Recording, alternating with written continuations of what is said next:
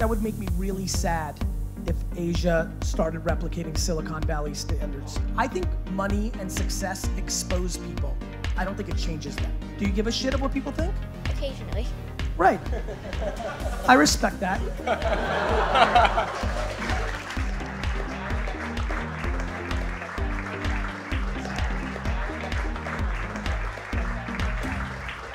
Cool. So before I introduce Gary Vee, I just want to acknowledge Jan. Jan Smekkel made this happen today, and he made it happen just purely through hustling.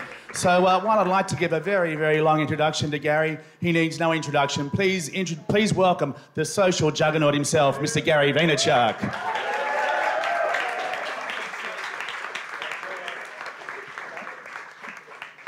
And no introduction for me. I did it. Thank you. Oh my God. That's a big crowd. Gary Vee. Yes. Thank you very much for coming. Really appreciate it. Thanks for having me. This is incredible because as Brandon mentioned, I've been working on this for the past 6 months.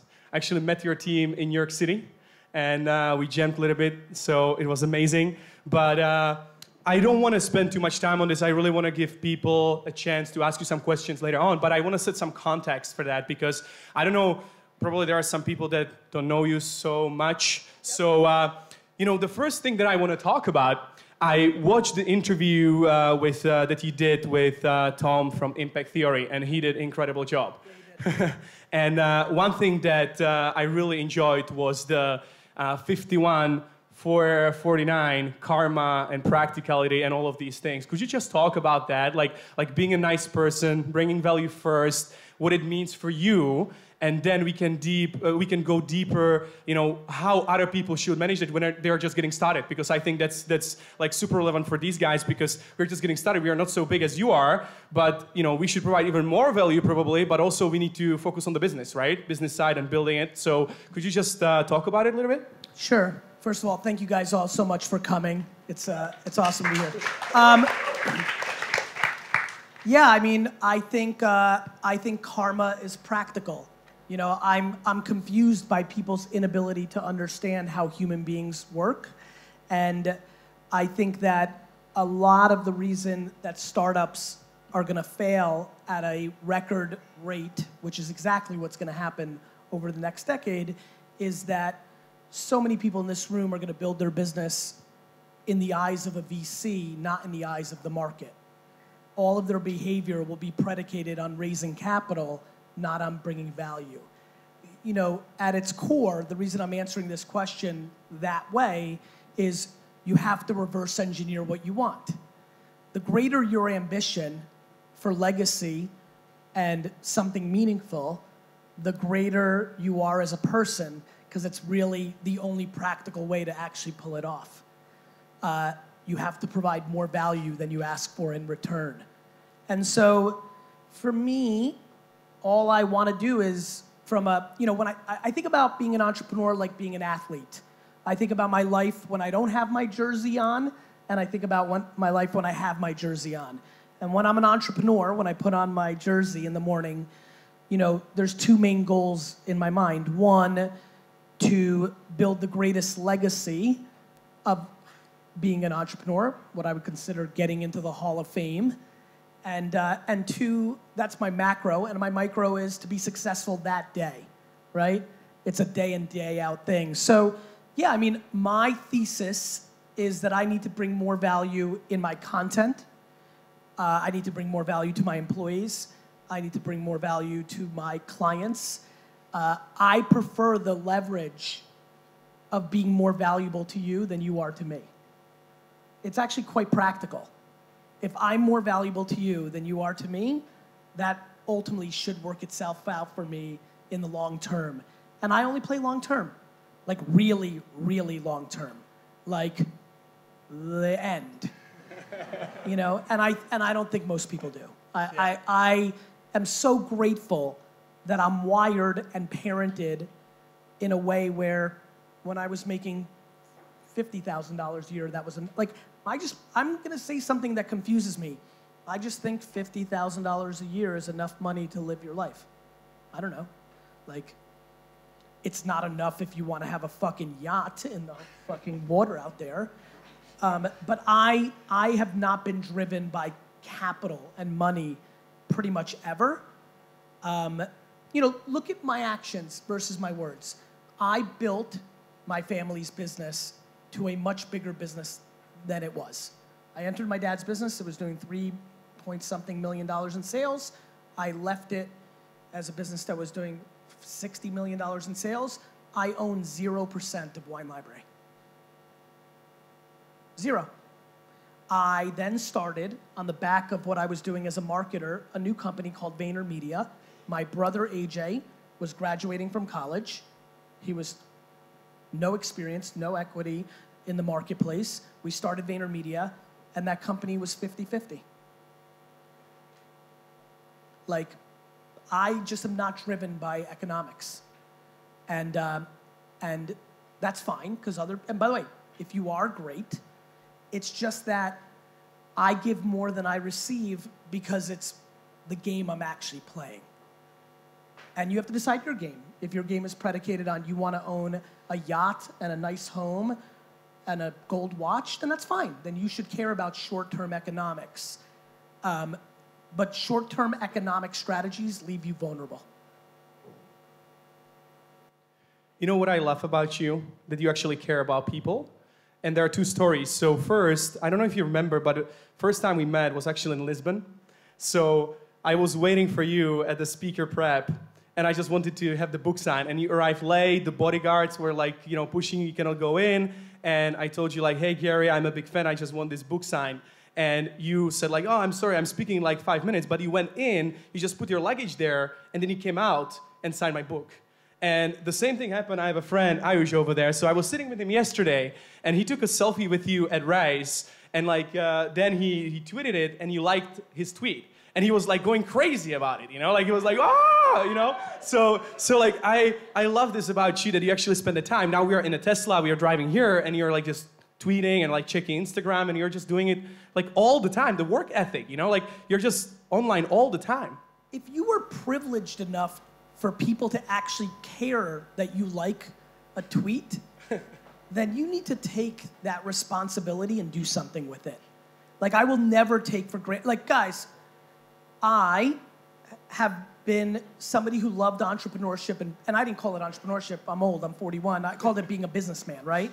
This was everything and anything I ever wanted to do. If you thought at any time in my teenage years that I thought that being a successful entrepreneur would lead to people treating you like a successful athlete or rock star, there was no part of the vision that was going to be any part of it.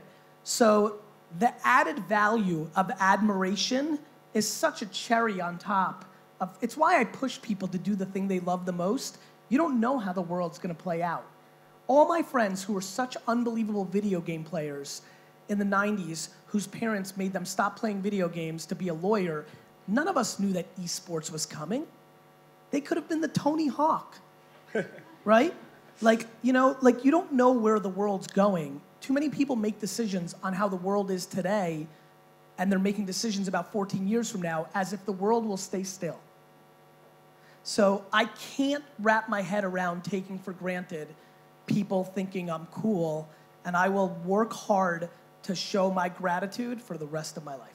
Yeah, but also it's amazing business strategy, because we were just talking in a car about, you know, Jake Paul and Logan, and they're just building an empire just by doing YouTube videos and engaging their fans and basically just like showing them the love.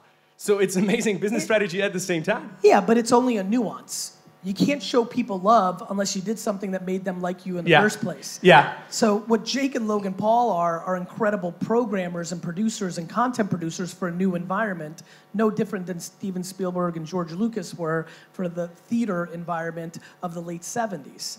Like, I think we underestimate what it takes to be a KOL in today's environment. We think it's easy for some reason because it feels so remarkable that if you're cute or funny or what, like it just feels weird, right? Like, oh my God, like, you know, you're just charismatic or have a nice smile or a great figure, and now all of a sudden you're making, you know, a lot of money.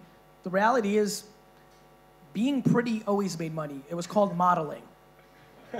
You know, like being funny always made money. You just did it on stage. That's what Richard Pryor and Eddie Murphy did. And now, you know, King Batch might just do it on Vine or Instagram. Like nothing's new. The mediums are new. Do not have the audacity to underestimate what it takes to have enough success that a lot of people pay attention to you. Do not underestimate that. You're thrilled to, but the market is smarter than you. Awesome. And now we're in Hong Kong, right? This is your first time. Yes. This is your first time in Hong Kong. Yes. How do you like it? You know, it's funny. D-Rock and I landed. Yeah. And we didn't even leave baggage claim. It's 5:04 in the morning. We're in baggage claim.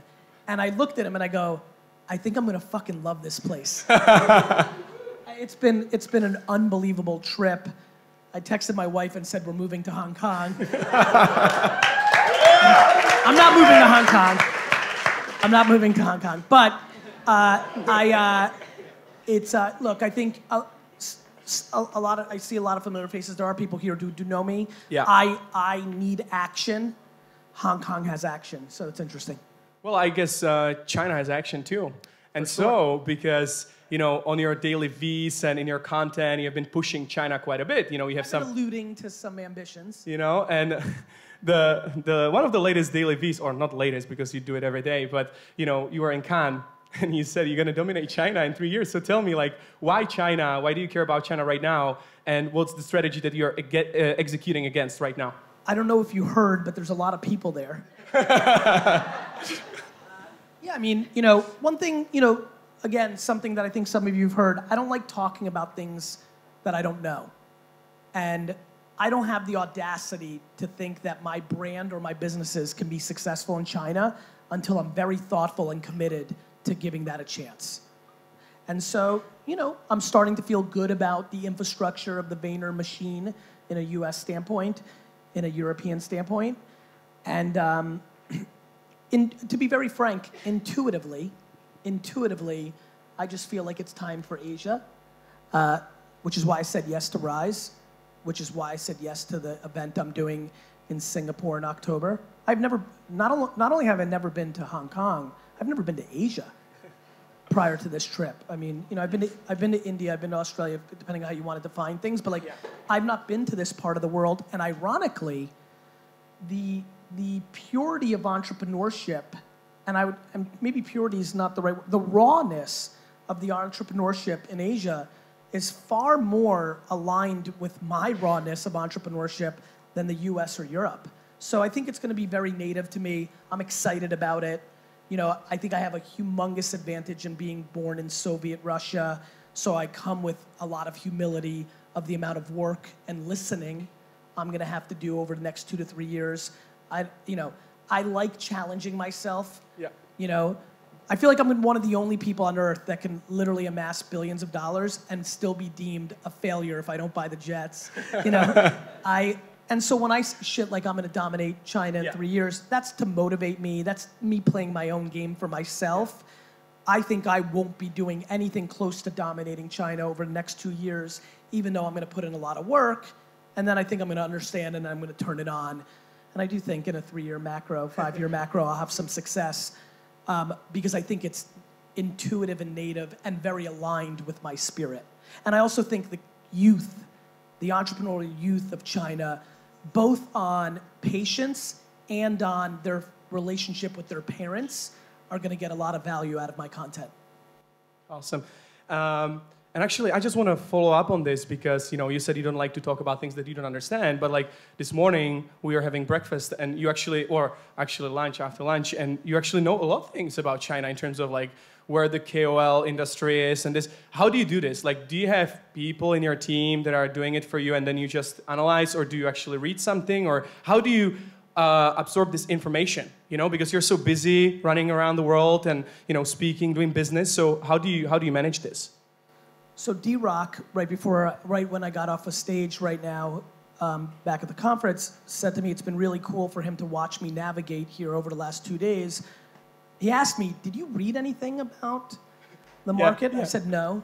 He said, and I think he intuitively understood that that was going to be the answer. Listen, you know, the one thing I think if you know who I am, if I say to you the word hustle, that seems very natural. You know I care about that. I talk about that. If I say the word to you smart, that feels foreign because I never speak about it.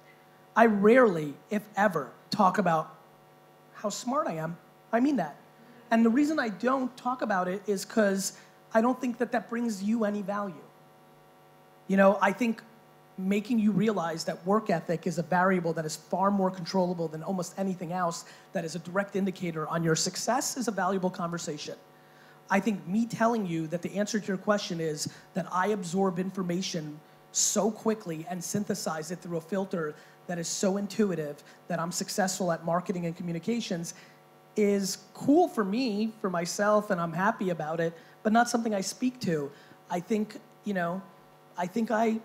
I understand human beings, period, end of story, and I understand and I respect cultural differences and nuances, but no matter what, communist Russia, communist China, capitalistic America, capitalistic London, we all have our cultures, but there are so many things that are tried and true human no matter where you are, and I trade on those things.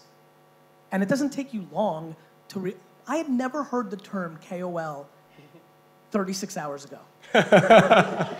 I call it influencers. Yeah. But if you call it KOL, then I'll call it KOL. Like these are semantics.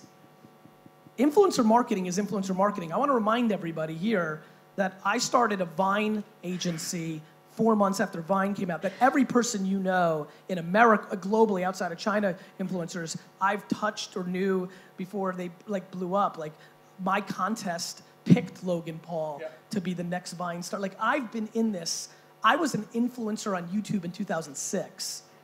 I was an influencer on Twitter in 2007. These things are tried and true. I'm very good at pattern recognition.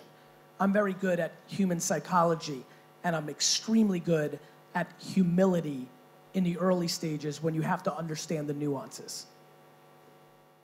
Amazing. So, guys, because we want to provide some value here, some questions. Who has a question for Gary? Is there any question? Yeah, here. How many hours a night do you sleep? Do you track your sleep or anything like that? I don't track my sleep. I invested in a company called WakeMate, which was an early tracker technology back in the day, 2009, but their first hardware combusted into flames randomly, and so they went out of business. But that was the only time I was close to ever tracking my sleep. I sleep 6 hours a night. I try. I'll sleep more. Fuck, I wish I could sleep all the time. To be very I hate the idea that people think that I'm against sleeping or that sleeping is not cool. Sleeping's fucking important. I am far more passionate about what you're doing when you're awake than I am when you sleep. I'm not worried if you sleep 8 hours a day. I'm worried that you're fucking around the other 16. So I think the sleep conversation needs to be talked about more and defined, and I've been I'm glad, it's a great first question. I'm curious, and by the way, I'm only curious about what you're doing 16 hours a day when your mouth is ahead of your actions. If you're telling me you're gonna build a $100 million company and you have any leisure, I'm calling you out on bullshit. It's hard enough to build $1 million business. One that's actually profitable. So I try to sleep 6, 7, but I get plenty of 4s and 5s. They happen, but I prefer not. I mean, one of the biggest reasons I would think I want to spend more time in Asia is these fucking 16-hour flights. I can get a nice 8, 9, 10, and still get work done. I was this was literally the happiest day of my year so far was the 16-hour flight here. I hadn't been sleeping much because of serendipity, so I slept 10. Cathay has no Wi-Fi, so I wasn't distracted and ADD'd out, so I had 6 hours of work, got my inbox to 0 for the first time in 5.5 months. I fucking land, fucking rested as shit, inbox 0. I'm like, fuck yeah. Another question here. Cool, thank you. So we know a ton about a lot of your successes. I was curious to know, can you walk us through one of your biggest failures and what you learned from that? I think, look, I've only run 2 businesses in my life, and they're both gonna end up being pretty fucking successful. I think my failures are the things that I didn't do. Like, I don't think anything I operate is gonna fail because I don't have failure behavior. I'm patient and slow, so I'm not overextending myself. I'm not driven by short-term capital, so I'm not overextending myself. I have skill and was making $4,000 a weekend when I was 12 years old selling baseball cards, so I'm a naturally good business salesman. I know how to run my shit. I don't care about what anybody thinks about me, so I never do behavior that postures ahead of what I can afford. So I don't have behavior for operational failure. I think my failures are in all the opportunities that I have. I'm crippled by opportunity. Every single day, I get 3 to 4 emails that are batshit crazy, right? Do this, do that. Take 50% of my company to this, become the face of this TV show, open this office, I'll give you my business, buy this business. Like, I'm crippled by opportunity. I'm saying no so much. So many of those things should have been yeses. So, yeah, I mean, like Travis, right? Travis is the only person I reference in my first book besides my family, yet I pass on Uber's angel round at $4 million valuation twice. You know, my normal $25,000 to $50,000 check, you're talking about $200 to $800 million return. That's a failure. Bummer. You know, and so, but I don't, you know, like it's crazy, right? Like, that's like game changing, right? Like, I think, you know, I don't know your psyche, but like saying no twice in a time when you were saying yes to a ton of shit and you said no to one of your best friends twice and it turned out to be one of the biggest companies of all time. I mean, I don't know, maybe it's like, I might have pulled off one of the biggest failures ever. I just don't even think about it that way. It's just the cost of entry. It's part of the sport. I don't dwell on it. I probably have so many more failures, I'm just incapable of synthesizing them. The level of disrespect I have for my failures is overwhelming. I believe way too many people who respect the shit out of their failures. Fuck your failures. Everybody else is judging your failures. Is there any way how you can train this, like that you don't care about your failures and you know that you let somebody down? I think it's predicated on self-esteem and genuine love for what you're doing, and so I don't know if that's teachable, but I do think there's a framework. If you ask me why my answer was just that, it's that I love losing as much as I love winning because I love the game, and they both are like Uber. You know, I think you've got to read on this. Like, I love it. That's why I talk about it. Yeah. I love it. I fucking love it. And so I think that's one. And then I think self-esteem. I'm confident in a macro that I'll make it up. My vulnerability is being very bitter in my elder years when I don't have as much time. I'm so happy to be doing this that when I know that I get to do this for another 45 years, it's hard for me to be upset about something that happened 5 minutes ago, or last year, or 7 years ago. What I'm worried about, my kryptonite, is being 83, 87, and knowing there's just not 20 years to go, right? Mm. And so, like, that will be something that I worry about, to be very frank with you. I'm optimistic that I'll sell myself on some other, you know, fruits, grandchildren, who knows what, but it is something that I think about, which is I'm just so optimistic, and it's predicated on just more time, and time will go away. You are, because this morning we had a little bit of mix-up in the morning, and I was like kind of upset, you know, because like you're a busy guy, and I thought like I'm wasting your time if I'm not going to deliver exactly the thing that we agreed on. But you told me like, no, you didn't waste it. You didn't waste my time, and like, you know, we talked about some different stuff, but like, you know, for me, it was like that experience that I cared so much about you and like not letting you down. I think that too many people, so look, I think money and success expose people. I don't think it changes them. So, yeah, like you had some other people that were supposed to join our meeting this morning. Yeah. They didn't show up. I don't think my time is so much more valuable than yours. I just don't. So, I did what I believe in the most, which is I adjusted to the situation. Love it. People didn't show up, and we did some other shit. I mean, awesome. You know, like, I just think that people that would make you feel bad about that, and by the way, plenty of important big people make you feel bad about that. You might just think they're fuck faces. You know? I love you. I think they're imposing their insecurities on you when they make you feel bad about that. Awesome. You have a question here. And then... Hey, Gary. Name tag. Name tag. Yeah. I'm not that good. Hello, Madison. Thank you for coming to Hong Kong, sharing your time with us. Of course. It's great to have you. You've touched a little bit on intelligence. Of course, that's not what you really want to focus on, evangelizing, work ethic, the hustle.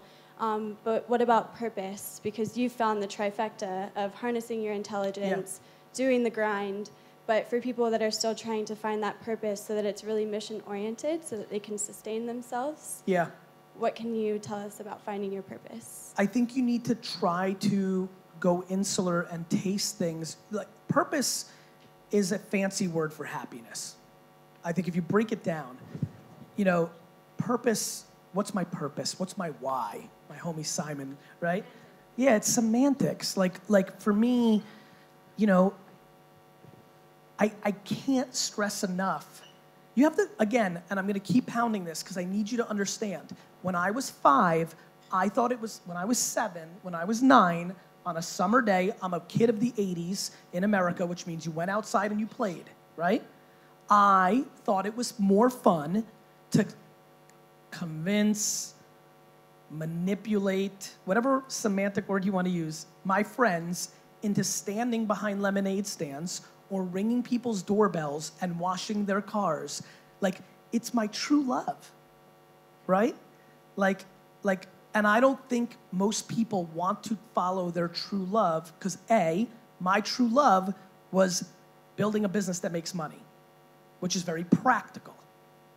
You know, I think if somebody's true love is music, they haven't figured out how to make it monetizable because they have friction, because their true love is something, but they also want money and stuff. And I think that people waver. I think people struggle to find purpose because they overvalue things and people's opinions over their own true happiness. It's as basic as it gets. So I think that I think everybody here, if I told them, everything is gonna be okay, you can have everything you want. Now, what are you gonna do with your day? I think a lot of people know. It could be anything. If you were to then watch movies all day, like if we played this game, and you're like, okay, everything? Well, fuck, I don't wanna do shit, I just wanna watch movies. Cool, I think you should build a business around that. Right? Like, to me, like, great, right? So, like, I think people are scared. I think people are scared. I think they're scared what people will think, and I think they're scared that they can't survive living the life that they want to live from a materialistic standpoint. What makes me so dangerous is I don't need anything. I don't need anything, I don't need anybody, and that's it. And so I'm good. And I wish that on everybody. You know how nice it is to not rely on anybody for anything at all, ever? Not emotionally, not financially, it's just it's the Zen zone. But purpose is to make yourself happy. I'm a nice guy because I like admiration. And so I have to give it. That's my purpose, but it's all predicated on making me happy. I'm nice because it makes me feel good what they say about me. Yeah. Like you have to understand, it's very basic. And so, yeah, I think people are scared. Listen, if I could ever convince you that you don't need shit, you would be off to the races. If you could unmaterialistic yourself, you'd be fucking fuck, you know? Over there, little girl. I've been working on a startup myself, and despite everyone being really nice, I've always noticed that there's sort of like, you're a bit too young to do this. Yes. How do you get past the stereotypes or limitations? I think you know the answer, Hillary. I think it's in your own head, right? Like, the bottom line is, do you agree with them? Great, you're on your fucking way. Right? Like, listen, is your mom here? Like, there she is. Like, you know, like you've already won, right? Like, your question, do you want to hear something interesting, Hillary? I don't think you even believe in the question that you just asked me. And that is the ultimate compliment. Because spending time with you backstage yesterday, like, I think that's a cute question, but I actually don't think you give a shit. Do you give a shit of what people think? Occasionally. Right. I respect that. Hillary, I'm going to tell you something really exciting. You're 12, right? Yep. Yeah. So I'm going to tell you something super exciting. When I was 12, I occasionally cared what people thought too. That shit goes away real quick. That's the answer. Awesome. Like what? Like what? Your teacher or your Uncle Rick fucking thinks that you're too early? Like, it's just not gonna matter at the end, Hillary. Here's what's gonna happen. Either you're right or they're right. That's what's gonna happen at the end. Spending any time debating who's cheering for what outcome or what point of view is a complete waste of your energy. So we have time for like 2 more quick ones. So yes. We have what, 30 on the back end for a book like that? Yeah, because we have like. Let's do 20 of that. And let's do a little more questions. Okay. Because it's more cool. valuable. Cool. So we have more. Okay. Please. Hi, Gary. And we have to Meg. go to the back, right? Like people in the back, you want to ask a question, right? Yeah, Just okay. raise your hand. Go ahead. Hi, Gary. This is Meg. I have a question. You know exactly Silicon Valley, and then values and the businesses, people over there. Hong Kong, Singapore, a lot of places in China wants to kind of copy this kind of values standards. What they are and how we can learn from this place over there. So, that would make me, Mac, that would make me really sad if Asia started replicating Silicon Valley standards. You know? Well, first of all, if you look at, for example, the Chinese social network ecosystem and platforms, they, because of the payment integration, have much better business models. Like, you know, Silicon Valley, bless you, Silicon Valley VC. Let me rephrase. It's not Silicon Valley when people say Silicon Valley. What we're referring to is venture capital. The venture capital model is very practical. Stress all your companies to be non-practical so that one gets through and makes your fund return on its non-practicality. All that's happened in the last 7 years of putting venture capital business mindset to the forefront is we've taught a lot of people to not be entrepreneurs. We've taught a lot of people of how to worship fundraising, not business building. The number one mistake Asia would make is to follow the Silicon Valley blueprint. That's it, man. It's in a, if you're talking about innovation, like innovation will always matter, but innovation happens all over the world. Silicon Valley is just where kids go after good shit happens. Like Facebook was invented in Boston. Pinterest was invented in Pennsylvania. Like, you know, this is the same bullshit that universities trade on. Silicon Valley trades on brand. Harvard trades on brand. These things are not as valuable as we think. We're worshiping the wrong thing. So how can you improve on it? What can you take out of it? Look, I think the entrepreneurial spirit is very alive and well in Asia. I think it's unlike other parts of the world, it is a religion here just like it is in America. So I think that's the cost of entry. It's optimism. It's where failure isn't a death blow in society. It may hurt, but it's not a death blow. Really tough to fail in an entrepreneurial venture in Western Europe. Really tough. So I think that, I think spending any time, you know, even, I mean, my best advice for Asia is to not pay attention to America at all. Another question somewhere? You have mic, right? Hi, Gary. My name's Shin. Shin. My question is, with so many opportunities coming your way, how do you decide the people you want to work with and collaborate with? Intuition.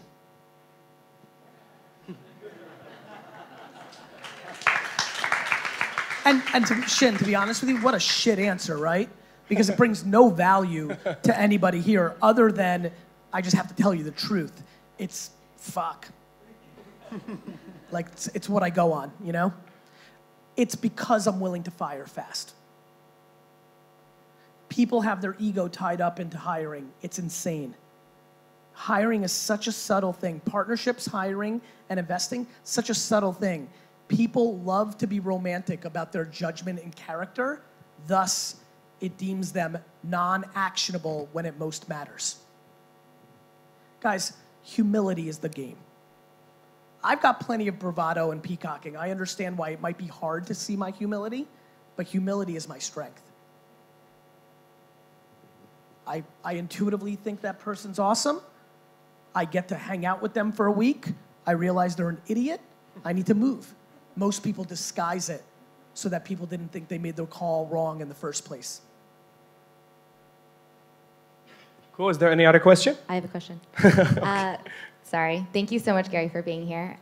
What is the one question that no one is asking but that everyone should be, in your opinion? God, this has been such a tough question when it's come up.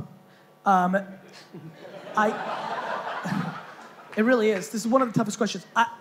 To really answer your question properly, the question they should be asking is the thing that they're most scared to say out loud. The question they should be asking is, hey, Gary, it's Shin here. You know, so my dad is insecure, and thus it's manifested in a way where he's making me do this. I love my dad, but I don't want to do this. And it's causing real friction in my household.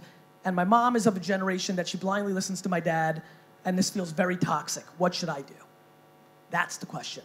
And every other question that looks like it, right? The question that should be asked is the one that nobody wants to say out loud because it exposes them. Over there, in the back. Hello, Gary. Hey. How are you? Very well. I'm from China. Good. Actually, I'm with your Chinese translation team here. So my question is about about the retail business. Retail. Yeah. So for the past 10 days, there has been an article on WeChat. It's been reposted by the 2,800 accounts and read 100 million times. I hope. Small numbers by China standards. Okay. I'm kidding. Go ahead. It's kind of big on WeChat. Yeah, though. go ahead. By the way, I really wish that it was one of your articles, but we'll see. Okay. It's about the new supermarket that Alibaba has recently opened. Okay. There's no human being on it. There's no human beings in it? Yeah, you just went in and grabbed the product and went out, and then the payment will be deducted from your Alipay account. Phenomenal. Yeah. I can literally not wait for the robots to kill all of us. Okay. Sounds good. Thank you. So the online giants, they're going back to offline. The similar case would be Amazon opened the first physical store back in 2015 in Seattle. And a few weeks ago, Amazon just bought the Whole Foods. Yeah. So the giants, the online giants, they have all the money and resources to do that. That's good. Yeah, it's good. My question is just... you know how this all plays out, right? Yeah. You know, consolidation and then fragmentation. Consolidation so and it's then going, fragmentation. It's going to be the next generation of retail business? Of course. My man, what always happens in the history of time of capitalism is once in a generation entrepreneurs come and gobble up the landscape and become the legendary figures of their generation. And then they either get fat and slow and young companies find angles within it, or they die. And then different people come and run the company that suck. But like, these are just cycles. Yeah. We had a new frontier. It was called the internet. It changed everything. It's still very young. Pioneers land grabbed the same way that people bought up property thousands of years ago, hundreds of years ago, right? And then the Ma's and the Bezoses, they become these iconic people. Then they either die or stop running the companies. And then youngsters see the vulnerabilities in the new thing. Do you understand that in 20 years, there'll be virtual reality, and then every piece of infrastructure in our physical and internet world will become vulnerable, and there'll be new people that land grab, and the new Ma's and the Bezoses, Karen Ma is gonna start a virtual world where she owns all of the retail world, because everything now becomes virtual, because that's how we communicate in an augmented, world. And so, cool. Yeah. So great. I'm glad I don't have to take out my fucking wallet going to fucking the store. Yeah, totally. So what's the question? So as the trend is coming, what is the potential threat and opportunity for the individual online retailers? The littler ones? The individual, like you encourage people to sell things on eBay, so there's a lot of... My man, how much do you think Amazon and Alibaba and everybody else, what percentage of every transaction in the world do you think they'll ultimately own? I have no fucking idea. No problem. Let me give you an answer. Not enough to allow trillions of people to make tons of money. Yeah, sure. Makes sense. The end. Thanks. You're welcome. I guess we have time for one more, and then we need to move on because you have other meetings. Okay. So one more, guys. Hi, Gary. I'm Mint from Staff Guangzhou chapter, and I have a question. It's like a question you just mentioned. Okay. I'm a young entrepreneur, yes, but I'm now in a stage that I want to catch every opportunity in front of me. Okay. And I think everything is important. Everything make benefit to my life. So I want to. Do you have any suggestion of how I choose this thing? Because every day I sleep only 4 hours. Right. To solve everything. That's really a problem. I think the answer is to not judge yourself. Not judge myself? That's right. So you're deploying 20 hours of taking advantage of all these opportunities, right? Yeah. The reason you asked me that question is you're laying at bed right before you go to sleep for your 4 hours, and you're questioning yourself if you did the right things with those 20 hours instead of the other things you could have done, right? Mm-hmm. So you're judging yourself. Okay. So the punchline to that question and answer is this: you will never be able to do everything. Okay. You have unlimited, you're such a fortunate young woman. You have unlimited, you're crippled by opportunity. Yeah. So just do as much shit as you can in your 20 hours, and then wake up the next morning and do it again, but never think about it ever again. Okay, sure. Thanks. Okay, good.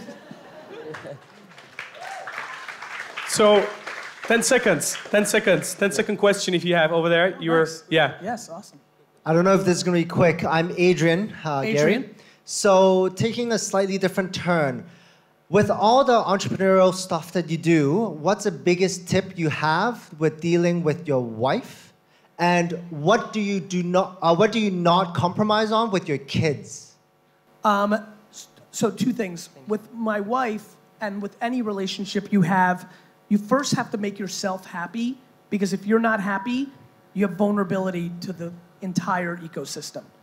So this is something that is super politically incorrect. This is not the answer that most people hear or want, but I'm selfish, which allows me to be selfless. How do I handle it with my wife?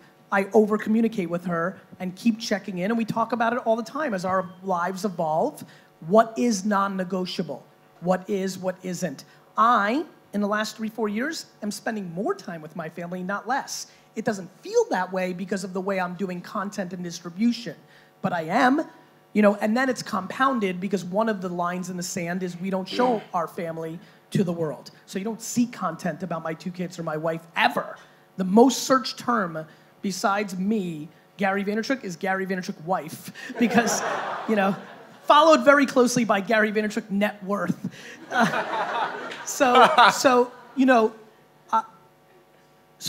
I just communicate. And my hope is that I create a framework that makes her feel comfortable to communicate things too, that she wants to say that I may not want to hear, right?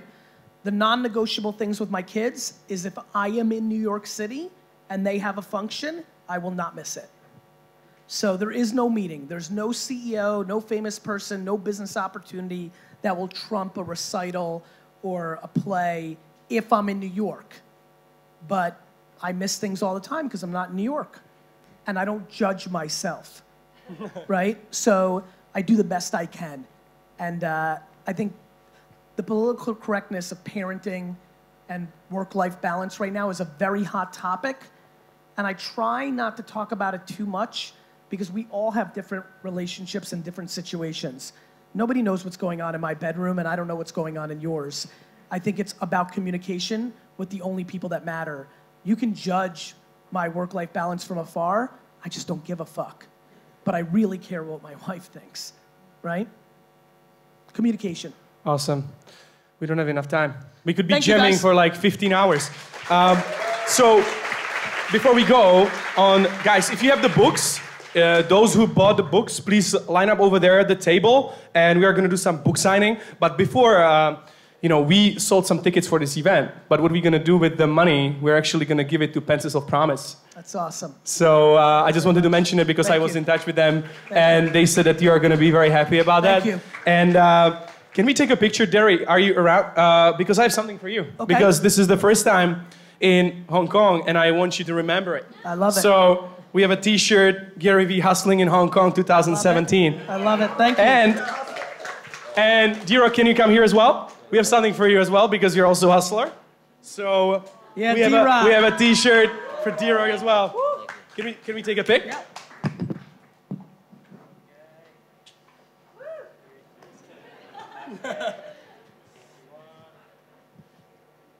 Awesome. Thank you. Thank you guys so much for listening. Thank you for coming. Yeah, thank you. So if you have the books, get out of here.